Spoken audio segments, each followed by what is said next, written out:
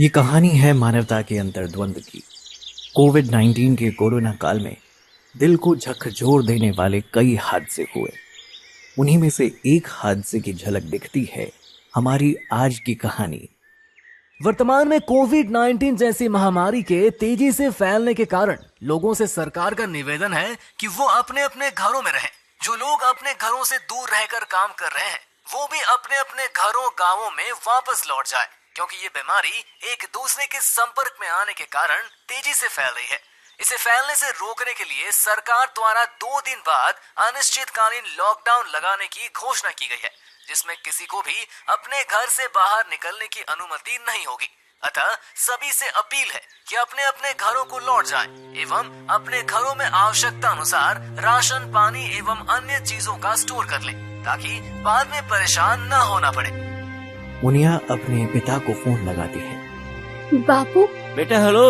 हाँ, टीवी पर समाचार में बता रहे हैं कि पूरा देश बंद होने वाला है। आप जल्दी से घर आ जाओ। अरे मैं जल्दी ही लौट रहा हूँ, तू चिंता मत कर। तेरे पास खाने पीने का सामान तो है ना?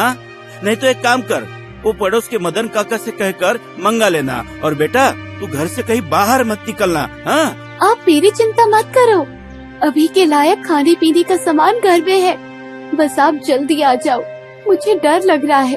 पड़ोस वाले काका काकी भी अपने पुश्तैनी गांव लौट रहे हैं।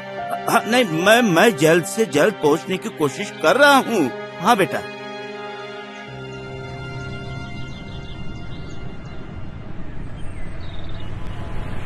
मैं तो मदन और भाभी के भरोसे मुनिया को छोड़ दिल्ली आया था, पर अब वो भी जा रहे हैं तो मुनिया अकेले कैसे रहेगी? नहीं, मुझे तुरंत ही गांव के लिए निकलना होगा। पहुंचने में भी वक्त लगेगा और गांव जाने के लिए कोई साधन भी तो नहीं मिल रहा है। वो बहुत देर तक सोचता रहा, मगर उसे कोई हालत समझ नहीं आ रहा था।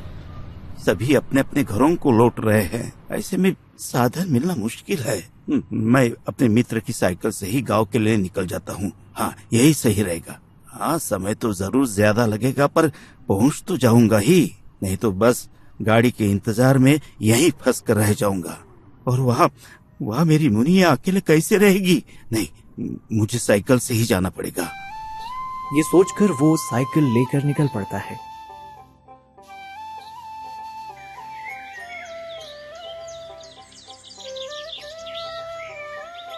दोपहर को मुनिया को फोन लगाता है। हेलो। हाँ मुनिया बेटा, मैं गांव के लिए निकल गया हूँ। हाँ, सुन रही हूँ ना? हाँ, अरे बस टेम्पो न मिलने के कारण साइकिल से आ रहा हूँ, तो कल तक ही पहुँच पाऊंगा। तुमने खाना खा लिया था ना बेटा? हाँ, खा लिया। आप भी तो अपना ध्यान रखना और संभल कर जाना। अरे तुम्हारी आवाज को क्या हुआ? सर्दी जुकाम हो गया है क्या? हाँ, वे तो 3-4 दिन से है। आज सुबह से थोड़ा बुखार लग रहा है, पर मैं ठीक हूँ। आप जल्दी आ जाओ। हाँ बिटिया, हाँ, कल सुबह तक पहुँच जाऊंगा। तू चिंता मत कर। हाँ, खाने पीने का कुछ न हो तो मंगा लेना, ठीक है? तू आराम कर। हाँ, आराम कर। ठीक है।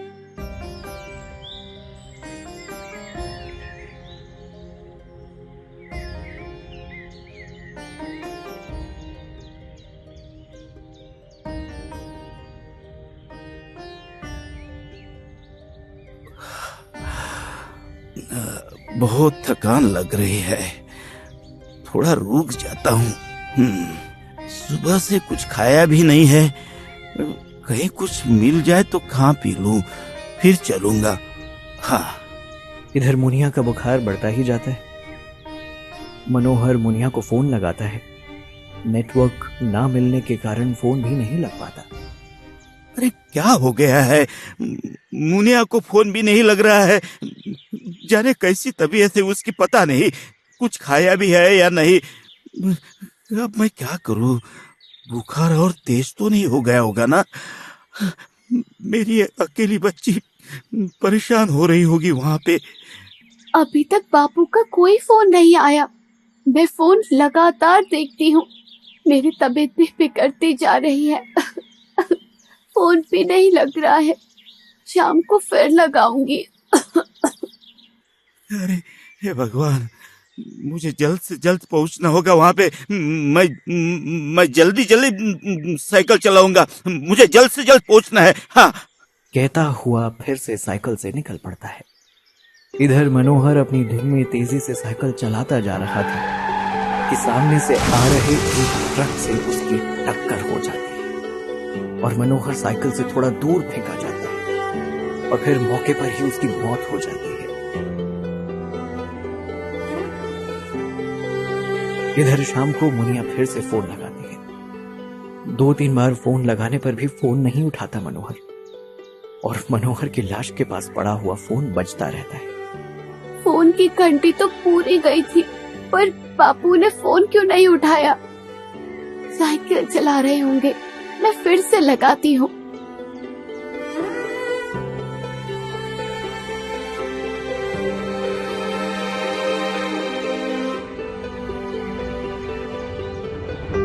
इधर मुनिया का बुखार बढ़ता ही जाता है।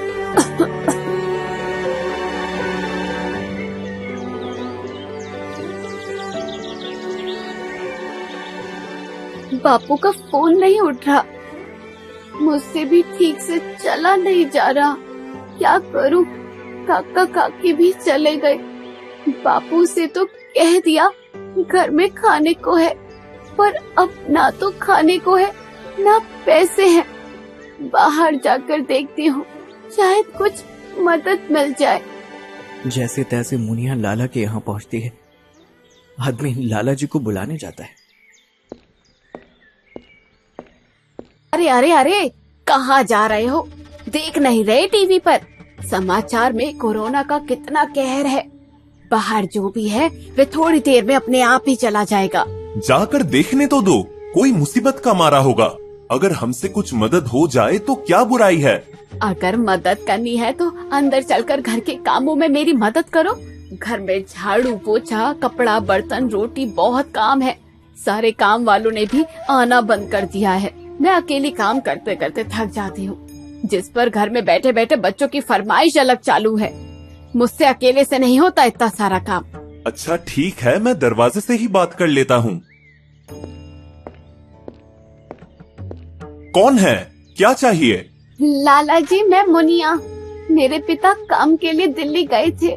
कल से उनका फोन नहीं लग रहा है, उनसे बात नहीं हो पा रही है।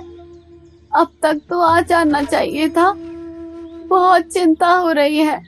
मेरी भी तबीयत ठीक नहीं है। दिन तो किसी तरह निकल गया। अब बहुत भूख लगी है। घर में खाने को कुछ भी नहीं है। अगर आपकी दुकान से कुछ सामान उधार मिल जाता तो मेहरबानी होती। बापू के आने के बाद पूरा पैसा चुका दूंगी। ठहरो, अभी आता हूँ।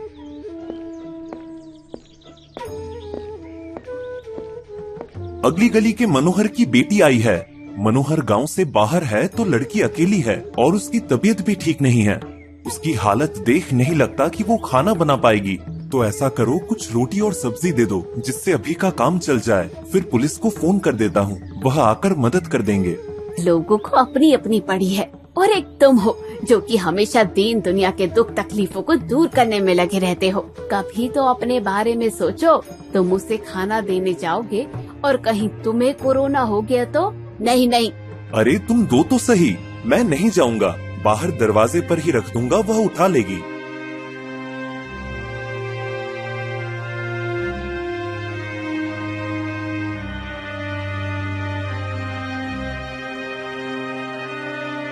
इधर मुनिया का बुखार बढ़ता ही जाता है।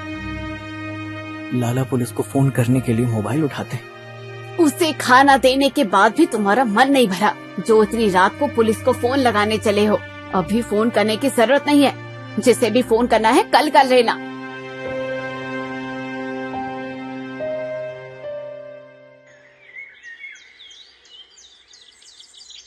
दूसरे दिन करीब सुबह 9 बजे पुलिस की गाड़ी मुनिया के घर के बाहर पहुंचती है। अंदर जाकर देख कर आओ।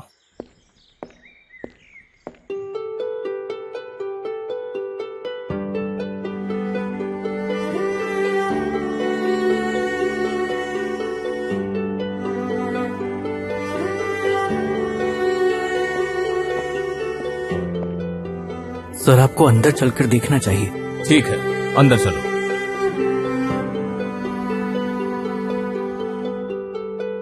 इसे देखकर ऐसा लग रहा है कि ये कोरोना की शिकार हो गई थी और इलाज ना मिलने के कारण रात में ही इसकी मृत्यु हो गई।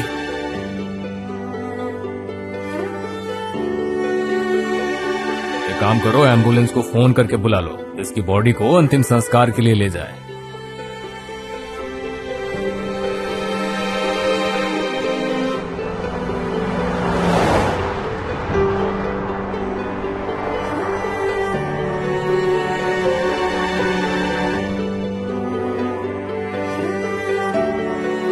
अगर तुमने कल रात को ही पुलिस को फोन करने दिया होता तो शायद यह लड़की नहीं मरती, बच जाती। मुसीबत की इस घड़ी में यदि हम इंसान ही इंसान के काम ना आए तो मानवता के नाम पर धिक्कार है हमें। किसी की जिंदगी बचाने का प्रयास ना करने का जीवन भर का पछतावा दे दिया तुमने। हाँ, मुझे ऐसा नहीं करना चाहिए था। आज मेरी एक गलती की वजह से उस लड़की की जान चली गई है। मैं भी कभी अपने आप को माफ नहीं कर पाऊंगी और आगे से किसी भी मुसीबत में फंसे हुए व्यक्ति की मदद करने की हर संभव कोशिश करूंगी।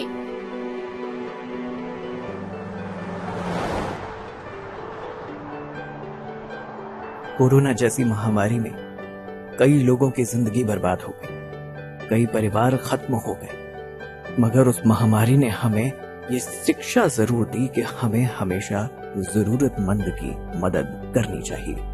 क्या पता हमारी छोटी सी मदद से उसकी जिंदगी बच जाए।